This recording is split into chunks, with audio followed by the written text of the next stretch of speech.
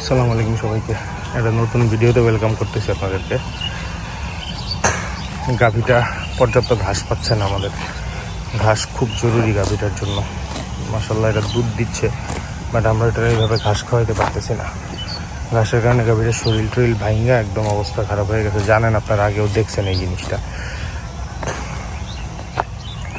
তো যার কারণে গাভীটার এই জায়গায় বের করা, মূলত এই জায়গাটায় হয় কি, আপনার কিছু আমরা যে ধান ক্ষেতের ঘাসগুলো লাগাইছিলাম, হালিগুলো লাগাইছিলাম, ওই হালিগুলো এখানে কিছু রয়ে গেছে।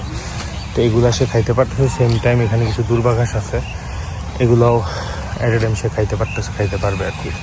এই কাজটা ওরা করে না, আপনারা জানেন। আমি যখন আসি আমি এই কাজগুলো টুকটাক ফাঁকে করাই, অ্যাটলিস্ট ওদের কিছু চাহিদা পূরণ হইলো এটা করলে। তো আপনারা জানেন আপনাদের বাচ্চাটার কার কেমন লাগছে। মাশাআল্লাহ বাচ্চাটা গ্রোয়িং, বাচ্চাটা বড় হচ্ছে টাইম টু টাইম। এটা বকনা বাচ্চা, আপনারা জানেন, শাহিওয়াল বকনা একদম। আমার কাছে মনে হয় 80-90% শাহিওয়াল ব্রিড পাইছে। তার নাভি হয়েছে, কলকম্বল হয়েছে, সব কিছুই হয়েছে মাশাআল্লাহ। তো খুব ভালো। টান দেন, এই গাছটা খেতে দিন না। খুব ভালো ব্রিডের একটা বকনা হয়েছে আলহামদুলিল্লাহ, আমার কাছে মনে হয়।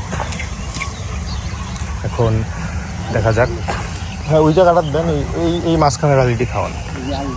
কারণ এটা আইলের গাছটাও খাইতে পারুক, অসুবিধা নেই। তো বকনাটা নিয়ে কথা বলতেছিলাম, বাচ্চাটা নিয়ে। তো দেখেন, খুব সুন্দর একটা বাচ্চা। আপনারা আমাদের জানেন বকনাটা কেমন লাগছে আপনাদের।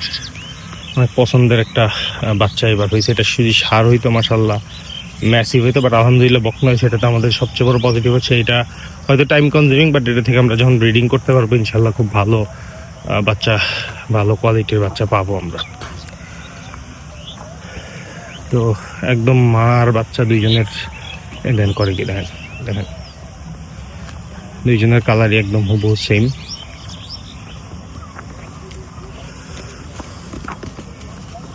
এইটা হইলো বাচ্চাদের বেস্ট টাইম। শৈশবটাই হইলো সবার, শুধু বাচ্চাদের না, আমাদের মানে ছেলে মেয়ে, মানে মানুষের জন্য শৈশবটা যেমন ইন্টারেস্টিং।